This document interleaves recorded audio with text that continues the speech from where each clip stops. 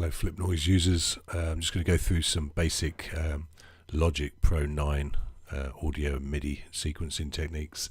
First thing I want to do is show you how to load and play in notes. A few ways to do that. So we go to plus here, this adds a track, then we select, instead of audio, software instrument. We then create a track and it will ask us what kind of instrument we want to put in. Okay, so we could go to bass and synth bass, and I'll just put the first one that comes on, and we'll cut this cycle right down just for the purposes of this demo. We can then increase the loop if we wanted to there, and first thing we want to do, I'll get rid of the audio track there. For this demonstration, I'm going to add notes with the mouse. So what we need to do is either control click or right click to get the menu up and create an empty region. If I double click that, I can then audition the notes on this keyboard. Okay, and to type them in there, I just need my pencil on there, and because I've got it in the second toolbox, my pencil won't come on until I hit command. Okay, once I'm there, I can then just play in notes. So for example, I'm playing in some smaller notes there. If it was a longer note that I clicked on, every note after that would be longer. So let's just do an exaggerated one. This one here, there you go. Okay, so just listen to that. Another way of inputting notes would be simply to record it with a keyboard. I've not got a keyboard today, so I'm going to press cap locks and bring up a virtual keyboard. That lets me play it on, if you've got a laptop, on a train but no MIDI keyboard controller, you could use your actual typing keyboard. Okay, so I'm going to switch my metronome on for this, and I'm going to hit record just down there. You won't actually be able to hit R shortcut because it'll think you want to play a keyboard. So if you want to do hit R, then you must switch your virtual keyboard off, hit R, okay, and then you can switch your virtual keyboard on and then play the notes in.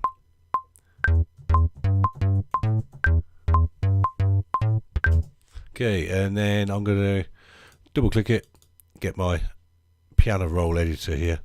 I'm going to grab the notes.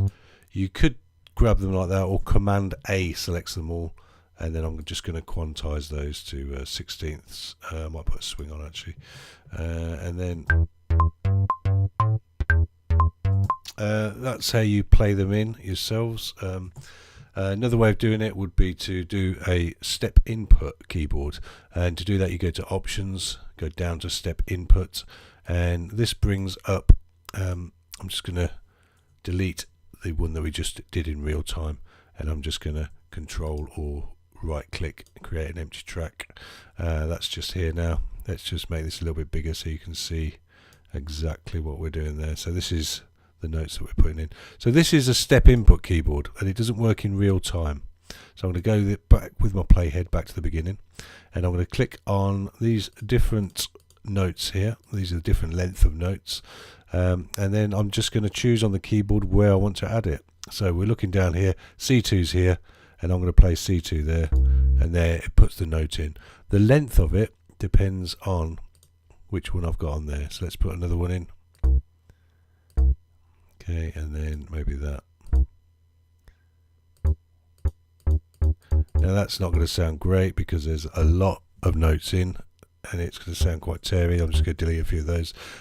This side also is the velocity. To look at the velocity of these notes, in other words, how hard the keyboard is hit, you click on this button there. Okay, and it brings up this menu, and you can see all the velocities are quite low there. That's because this is set low. If I go in the middle there and set another one, you can see the velocity is quite a little bit louder there, and then I could also go right to the top, put another long note in there, and something like that. Okay, so that's a really long note. So this won't sound very good, but it'll be a good demonstration of velocity and note lengths.